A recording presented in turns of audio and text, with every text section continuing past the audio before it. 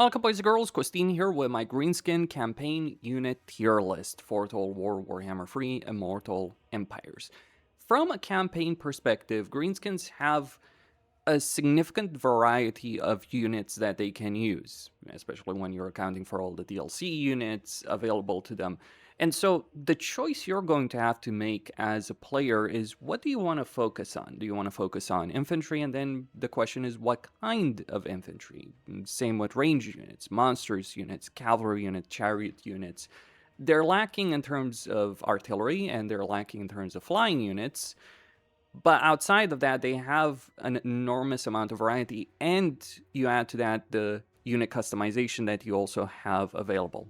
So, with that in mind, let's start with the Orc Spear Boys, which I am going to argue is an A tier unit. Not quite an S tier unit, but definitely an extremely useful one, and the one unit you actually want to recruit fairly early on in any Greenskin campaign, with the exception of Skarsnik, because he can't recruit Orc units until he gets Cavalcade Peaks. But here's the thing about these guys. They are great line holders in the early game, and even later on, as you progress through the campaign, you don't really have anti-large infantry units, with really the exception of these guys. And you can customize them quite a bit, or you can upgrade them to actually make them relevant throughout the course of your campaign. They're significantly better than Orc Boys from my perspective.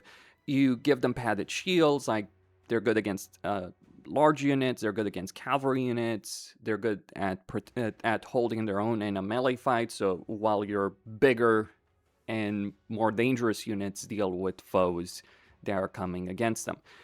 Then we have the Orc Boys themselves, and I might need to scroll down a bit so I can put these units in the tabs right here, just even a bit lower. But yeah, from my view, Orc Boys are just not really worth recruiting. At the same tier that you get these guys, you get Spear Boys, and to be quite honest, like, just Spear Boys in general are the much better unit to recruit, and the much better unit to spend your scrap on. Because that's the thing, Greenskin armies live and die on scrap.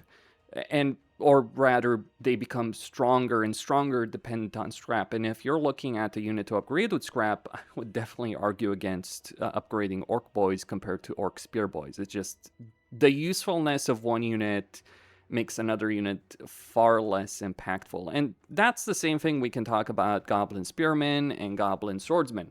Both of these units are just flat out not worth recruiting, even in a Skarsnik campaign, because they're just not going to hold a line very well. And as far as cheap units go, there's much better options available for you in a Greenskin campaign. Like, even at the same tier, you look at the Squigs. If you're in a situation where you literally have nothing to recruit except goblins versus squigs, I would generally go with the squigs, like the baseline squigs, especially if you're playing Gorbat. But even then, it's fairly easy to get a bunch of barracks as Greenskin or any kind of unit recruitment, and you have a good amount of variety from very early on in your campaign. Then we have trolls, regular trolls. I think I would go with regular trolls as a D tier unit. Not terrible, especially not at the tier you can recruit them, but you can get much better troll units available in your campaign. Might have to scroll out a bit right here. You can get much better troll units in your campaign, and not really too far away from getting these guys. So the value proposition, I would say that only if you literally need some big units at that particular moment should you bother with trolls. Outside of that, I would just get more Orc units, even Goblin units, compared to these guys. We also then have River Troll units. I think I'm going to put them in C tier. Not terrible. They're effective, far more effective than regular trolls. They also debuff units. But again, it's the questions like, do I want to get River Trolls or do I want to get Stone Trolls? And Stone Trolls are just much more useful from a campaign standpoint. And that's the reason why I'm going to put Stone Trolls in S tier. And when we think about it, what is the value of trolls? Well, in a field battle, they're your big hitters. They go in for your infantry units. They're protected by those infantry units. They work well with any kind of greenskin infantry, just throwing them through the ranks, letting them do their jobs, but especially useful in a siege. A couple of these units will hold up an entire enemy army beyond the gates. So, depend on the kind of force you bring to bear in a siege situation, these guys are going to be extraordinarily useful in a campaign, just that sheer durability. I mean, trolls have their weaknesses, leadership being one of them, but the fact that stone trolls are some of the most durable trolls in a campaign, with the exception like Chaos Armor trolls, which obviously are exclusive to Chaos, Warriors of Chaos, then I would dare argue that these guys are exceptionally useful to get. And you do want the structure because it's your casualty replenishment hero. Like river trolls and regular trolls, rarely do I bother with them, but stone trolls, very useful unit in a field battle, very useful unit in a siege. And one thing I would like people to keep in mind, a lot of the times the bottleneck in your campaign is not going to be the field battles, it's going to be the siege battles that you're going to be dealing with. So I do tend to value units more highly that are useful in both, but especially units that tend to do quite well in a field battle, but do much better in siege battle. Like, you can argue about, like, Orc Boys, but they're just there to protect your flanks, protect your artillery, protect your range units, which is kind of amusing to think about Greenskins doing well from artillery perspective, but we'll get into that in just a second. Then we have the Rogue Idol. And I'm going to have to zoom out a bit more even now. So, with respect to the Rogue Idol, it's a big, chunky unit that can pretty much deal with anything that's thrown in its way. But one thing to take into consideration is that greenskin campaigns tend to be very fast-paced. On the flip side, if you're playing Grimgor or Azag or Skarsnik, you can take Zarnagrund and maybe even take it as a tier 5 settlement. And you also have Warzak, who can recruit these damn things at tier 3. Very powerful unit, very useful in sieges, very useful in field battles. I just throw this against enemy and watch it survive pretty much everything that's thrown against it. But I don't believe in ranking tier 5 units in general too high up, unless we're talking about the Skaven. The Skaven are the exception because they can get tier 5 fairly quickly. But then we could talk about the value proposition of a Hell Pit Abomination. From my view, most of the time they're just overkill for the kind of foes you're going to be dealing with. And Greenskins, especially as a race, favor you getting more armies because you get one armies attached to them. So you don't necessarily want one big elite force with rogue idols compared to just having a bunch of smaller forces. Like, yeah, it just kind of, it's useful, it will trash everything to the ground, but by the time you can get them most of the time, you're not really going to make use a lot of it. Like, availability of units is an important factor. Then we have the pump wagons, all of them. Now, these guys are only going to be useful in a field battle. So, settlement battles, minor settlements, if you have that layout to deal with, sieges, they're not going to provide much value proposition in your campaign. And also, they're pretty squishy as units. They can do a good amount of damage, but I do sometimes, right? Like, if I'm fighting against Greenskins, these guys can do tremendous amount of damage if you're not careful with them. Similarly, however, they can also die very, very quickly. So I'm going to put these guys in C tier. Some people will argue that, well, they can do a lot of flanking damage. Yes, they can. You also have real other good units that can also do better flanking damage and survive much better. Like, if you're thinking about chariots, there is a much better unit available for the Greenskins. Then we have Black Orcs with shields. Yeah, definitely an S tier unit. An incredibly durable frontline unit that you can recruit fairly early on in a campaign. Like, we're not comparing this unit to Chosen necessarily. Well, depends on what we're talking about. Like, if we're talking about Khorne Chosen, sure, we can make that comparison because, you know, availability of Chosen in a Khorne campaign. But realistically, you know, you're thinking about comparing them to, say, Tsarguard. You're thinking about J Warriors with Halberds or Silveren Guard. Like, as far as frontline holders go, Black Orcs with shields are one of the best units in the game. Especially, again, when you consider the kind of upgrades and abilities even, and skill lines that Greenskins can get. So that's the reason I would say Black Orcs are an S tier unit, and same with the Black Orcs with regular ones with, you know, great weapons. Obviously, they're not going to be as durable, but they're going to do a tremendous amount of damage and can hold their own against even higher tier infantry units. It's kind of ridiculous when you think about the tier requirements of Black Orcs. Like, yeah, CA with the Greenskin rework, it's annoying having to spend the amount of turns required to get the Black Orc barracks. But once you start pumping out Black Orcs, you're not really going to want to get any kind of other infantry units. Then we have Boar Boys. Yeah, I think Boar Boys are a D tier unit.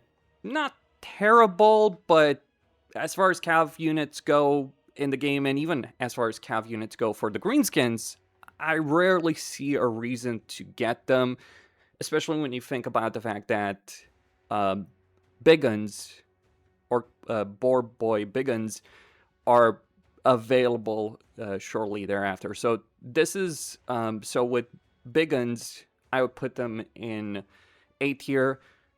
In terms of raw stats, these guys do not compare to other shock cavalry in the game.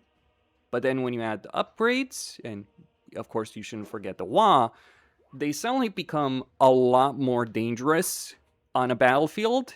And they are not the fastest unit in the game, but they'll certainly do a good amount of damage.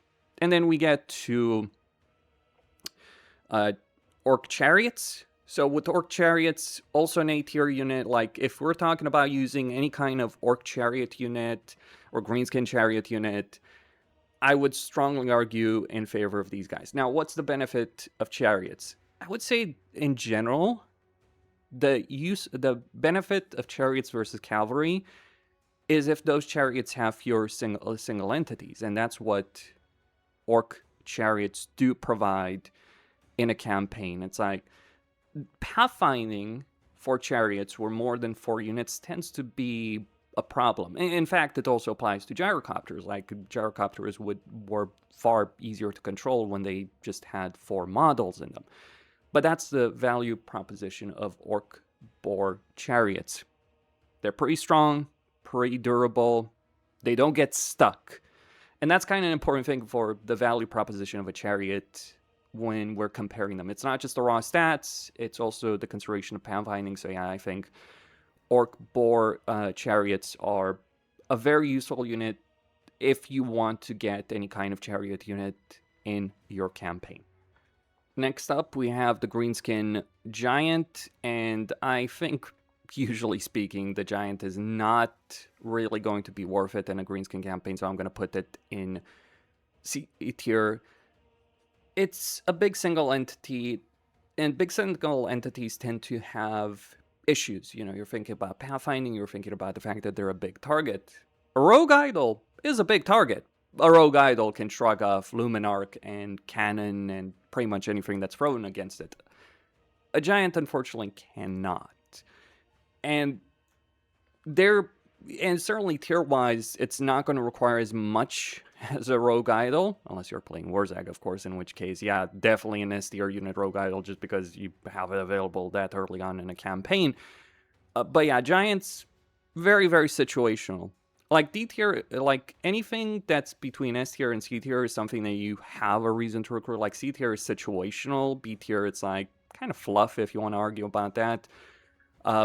But giants, from my perspective, are very rarely, if ever, worth recruiting. I mean, sure, if you're playing Gorbat and can get the initial giant from the enemy army, that's useful very early on in a campaign. But by the time you can recruit regular giants in your armies, not really worth talking about. Then we have goblin bolt throwers. And this may surprise a lot of people, but I think they're actually an A-tier unit. I know some people are going to scoff at that and say, oh, they're a worthless unit, why would you want to recruit them? Well, here's the thing. They're useful, like if you think about bolt throwers for the dwarves, actually. The joke is that bolt throwers for the dwarves are a useless unit, and they are, because you have grudge throwers at the same tier, and usually speaking, when you're playing as dwarves, you're not going to deal with a lot of enemy artillery. And even if you are dealing with enemy artillery, grudge throwers do quite as well. So why wouldn't you have them, especially when they're when they're useful against enemy armies as well? But goblin bolt throwers tip the scales in your favor. They can duel enemy artillery. They might not be able to win against, a faction like dwarves, but they're the most accurate artillery unit you have as the Greenskins.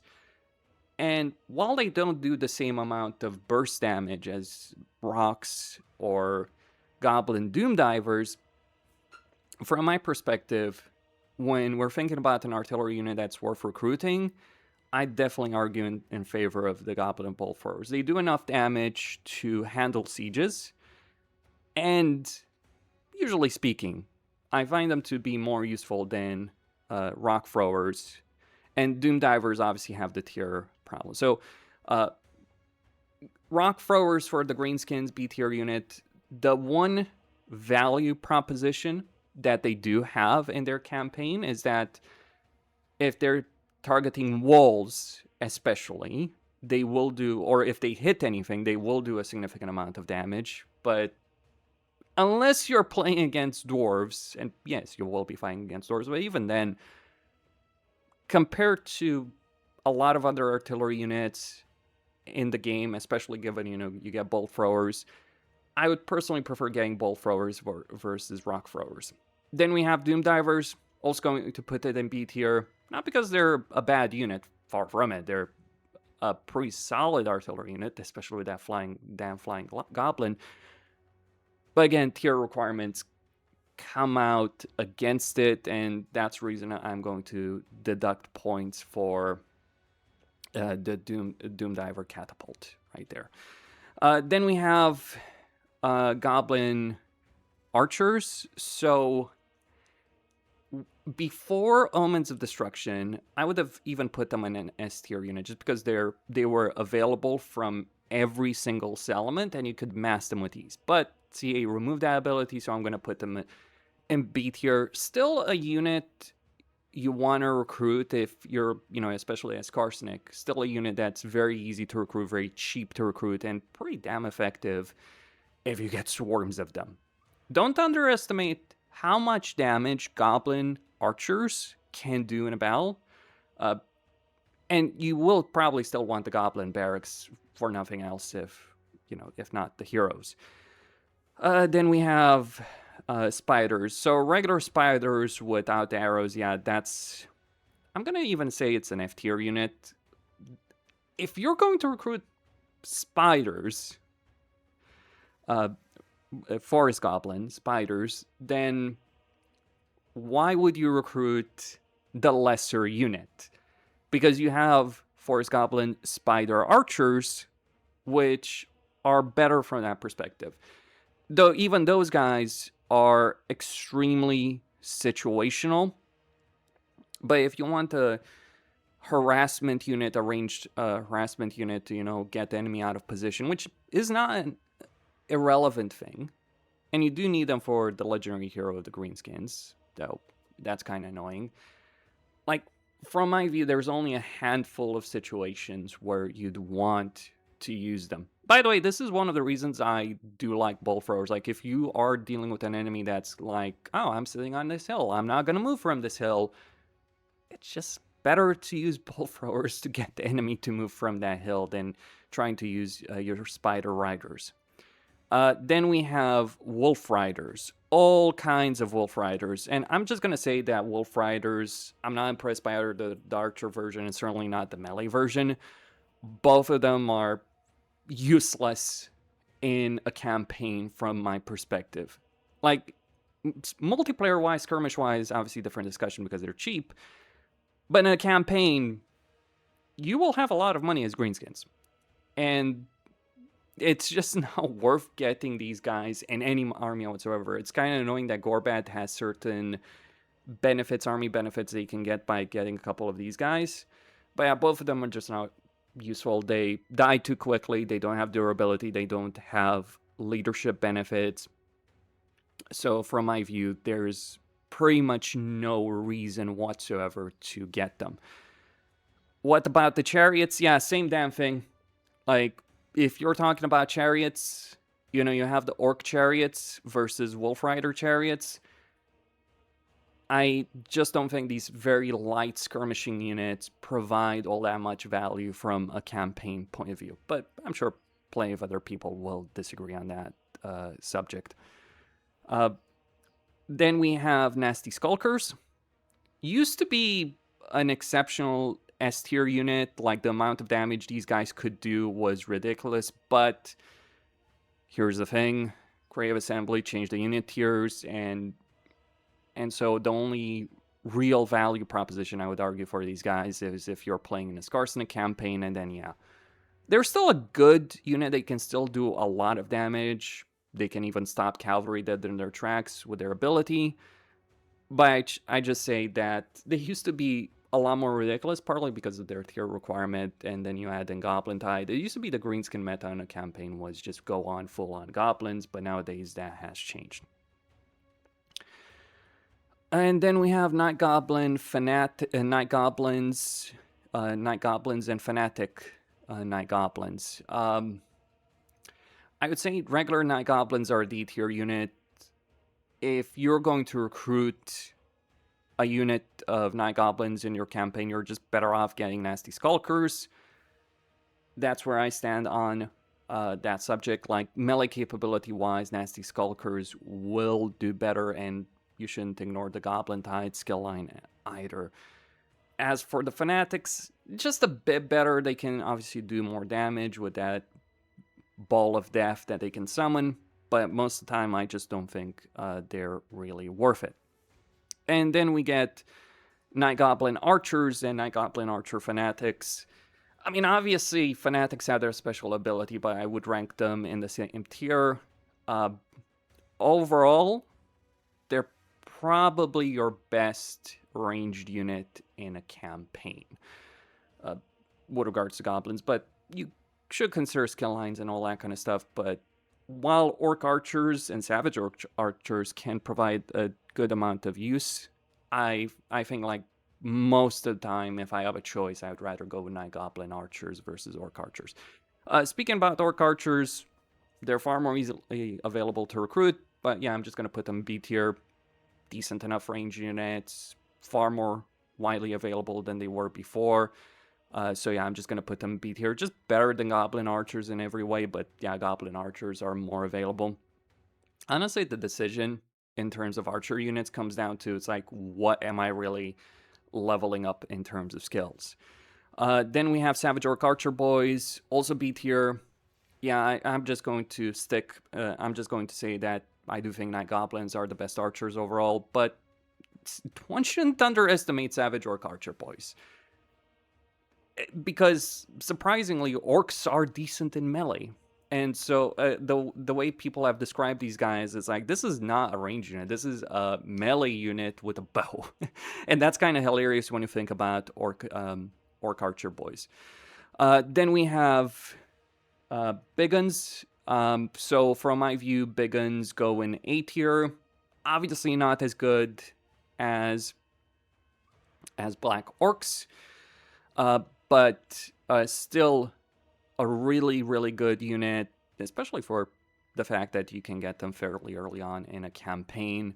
Now, Of course, once you get Black Orcs, you don't really care about big guns, but getting to tier 3, you're looking at a dozen turns or so before you can get Black Orcs. And then you got to consider the cost. Big guns will handle most of the things they're up against, and when you upgrade them with scrap, they will handle quite a few more, especially when you're playing as Azag, and one shouldn't ignore that specific discussion. Then we have Savage Orc Boar Boys. Yeah, I'm going to say they're in D tier. They're better than regular Boar Boys, but most of the time, I just don't think it's worth the resources to get these guys, considering we do have Savage Orc Boar Big Guns, and these guys are a ridiculously good cavalry unit. They don't have the durability of regular Orc Boar Big Guns, but they do have a ridiculous amount of damage. The only danger zone is, if they get shot up by enemy ranged units before they engage in melee, but once they engage in melee, Savage Orcs are fairly nasty as a unit to deal with. Then we have regular Savage Orcs. I would say that they go in C tier. You obviously want to recruit them early on in a campaign when you're playing as Warzag, but once you get big guns, once you get archer boys, they just kind of fall off very quickly. Not a terrible unit, far from it, and they can hold their own pretty damn effectively against tier 1 units, but they fall off very, very quickly in a campaign. I mean, you can use Savage Orc Archer Boys throughout the course of your campaign. You can use Orc Archer Boys and even Goblin Archer Boys, Goblin Archers. But yeah, Savage Orcs only really useful early on in a campaign, but beyond that, they fall off very, very quickly. And then we have Savage Orc Big Guns. I'm going to put these guys also in A tier. They obviously don't have the same durability as Big Guns, regular Big Guns, in terms of armor, so auto-resolve and all that, but sweet lord, Savage Orcs are not something to underestimate in terms of melee capability, and charging capability as well, so one shouldn't underestimate how ridiculously powerful these guys can be once they engage an enemy frontline. You just gotta protect them depending on what kind of foes you're going to be dealing with. So if an enemy has a lot of range, you may want to be careful on using them, but outside of that, once these guys engage in melee, it's GG, well played. Not quite an S tier unit still. Next up, we have Arachnaroks, and I think Arachnaroks are a fairly solid A tier unit or B tier unit. It's a bit of a discussion, actually. On one hand, I think as far as single entities go, they're the most useful single entity that Greenskins have on account of tier availability, and they're just much, much better than Giants. On the flip side, by the time you get them, you'll just be drowning your enemies in so many forces. But if you want a big single entity, then you can't go wrong with a Ragnarok Spider. So yeah, I'm going to put them in A tier. In fact, I'm going to put them above the Spear Boys. And then we have Flingers, so a monstrous unit with an artillery piece.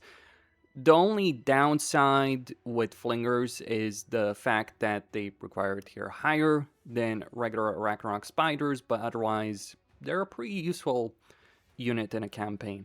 You can't go wrong with the combination of Rogue Idols and Flingers, I can tell you that much. Next up, we have Squig Herds. From my view, a lot of people like these guys and would even say, oh, they're an S tier unit. But most of the time, I just find them an extremely situational unit. Think of it. Greenskins have a tremendous amount of growth. While that doesn't mean that tier 5 units are easily available, it does mean tier 2 and tier 3 units are far more easily available in the campaign. And as a result of that, I think Squig Herds are only useful in a very small number of situations. And same with Squig Hoppers, like Night Goblin Squig Hoppers. In fact, I would even dare say they're F tier, but no. F tier is for units you just genuinely don't want to recruit. Whereas with Squig Hoppers, they're not a bad unit. It's more so that at the same tier, you get much better units, even when we're talking about Squigs, because we have Manglers, and Manglers are an S tier unit, definitely. Like, the amount of damage these guys can do against pretty much anything that they're dealing with at the same tier is just a ridiculous amount. Like, get an entire army of Manglers or put them in an army, with spear boys, archers, all that. Depends on what you want to go. Like, you could just forgo range units completely, as Greenskins can go full on melee, and they will get things done quite effectively in battle. And then we have Colossal Squigs. So, on one hand, I think in terms of combat capability, I would even put them in S tier, but tier requirements, cost, recruitment times, all that, just means that I would say they're an A tier unit. A pretty good unit if you can get them. But realistically, by the time you're going to get them, do you want them, or do you want to get other things like Arachnox, for instance, or different kinds of units that you do have available in a campaign? So yeah, Colossal Squigs, dangerous unit. Don't underestimate them. But at the same time, just not quite on an S tier level from my perspective. And that's all I had to say. Costin here, signing out. Then I know there's going to be a bunch of discussions like, oh, you don't know how to play Greenskins. I get those comments. Look, here's what I'm going to say about Greenskins. Most of the time, when you're playing a Greenskin campaign, like Skarsnik and Warzag are the exception, but most of the time you'll define when, getting Spear Boys, Archer Boys, and then big guns. You'll handle pretty much everything that's thrown in your path. Get a couple of Manglers and you're pretty much set. With Warzag and Skarsnik, yeah, you're going to want to go Goblins, or just go full-on Squigs as freaking Skarsnik, and isn't that a hilarious idea? Especially because you can get Colossal Squigs faster than anyone else, which is, yeah, a bit amusing to think of. Well, Warzag, you obviously focus on Savage Orcs and Rogue Idols, but as a general trend for Greenskins, this is where I personally stand. I'll see you next time.